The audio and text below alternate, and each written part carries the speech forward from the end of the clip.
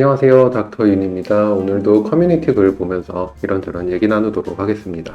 건강에 좋은 차 베스트 5 유튜브에 건강에 좋은 차 검색하면 나오는 영상 보고 간단히 정리해서 적어봤어요. 하루에 한 잔씩 5일마다 돌아가며 건강한 차 마셔보는 것도 좋을 것 같습니다. 1위는 녹차, 2위는 자스민, 3위는 루이보스, 4위는 히비스커스, 5위는 레몬 버베나.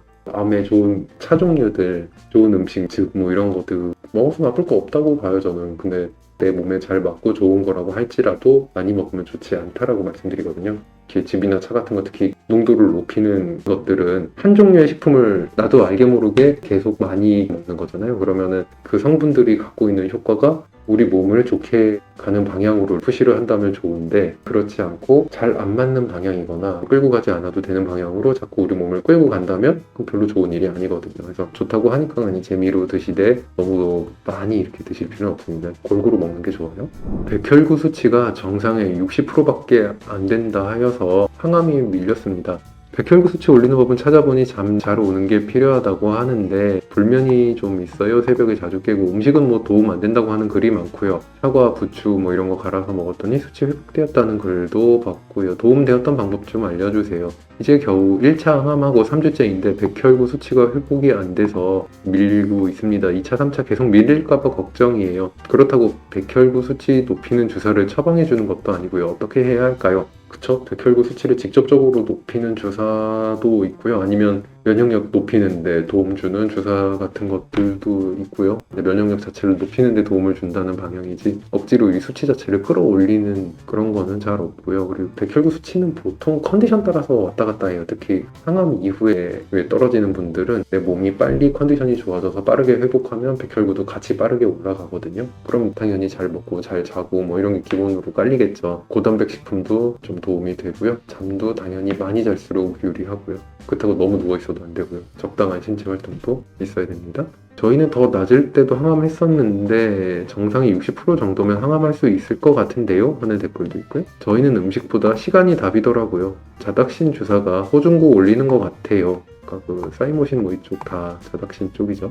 다음 분은 저는 뭐 이 정도의 백혈구 수치라 항암이 밀려서 일주일 동안 끼니마다 소고기, 닭고기, 새우, 낙지 돌아가면서 먹고 운동을 잠시 쉬었더니 일주일 후 정상 수치로 올라와서 항암했어요. 잘 먹고 적당한 휴식 중요합니다.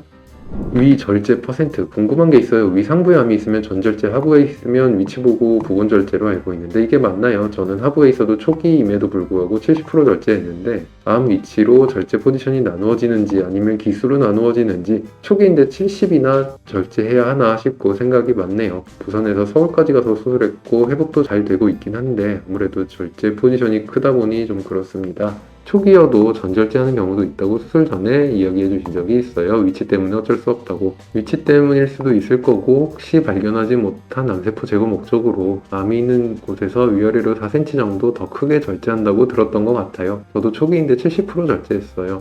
전절제가 아니어서 다행이다 생각하며 회복에 힘쓰고 있습니다. 이미 수술 잘해서 회복 중이신데 지난 거 생각해봐야 무슨 소용이 있겠나요? 의료진이 초기임에도 70% 절제한 이유가 있겠지요. 수술해주신 교수님 믿으시고 회복 잘하시는데 집중하시는 게 좋을 듯 합니다. 맞는 말씀이십니다. 이미 지난 거 뭐 생각해봐서 무엇하겠습니까? 누구는 이긴데 부분 절제하고 누구는 그냥 아주 초기 암인데 전절제하고 그게 위치 때문에 그래요. 위 어디에 생겼냐. 남아있는 부분이 제 기능을 잘 할 수 있는 방식으로 붙여야 되고 거기에 맞춰서 자르기 때문에 이런 식으로 이제 위치에 따라서 퍼센트가 정해진다고 보시면 돼요. 뇌전이 이후 어떻게 되나요?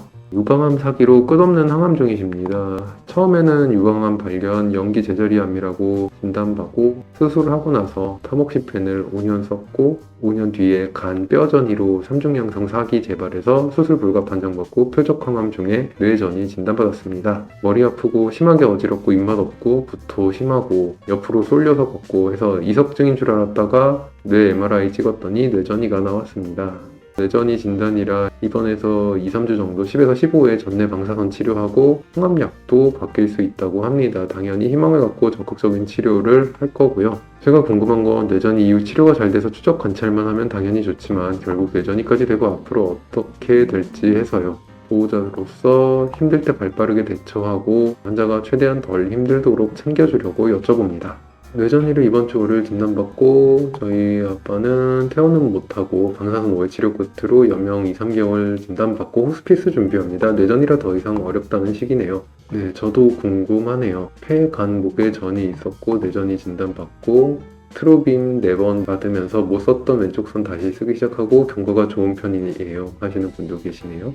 또 뇌전이 받으셔서 항암만 받으시다가 호스피스 안내받고 그냥 내려놨는데 검사 후 다시 찍어봤더니 사이즈가 줄어서 항암을 다시 하기로 했습니다. 뇌전이 된 게 재발해서 이제 힘들다고 연명 2개월 얘기했는데 지금은 편안하게 잘 계십니다.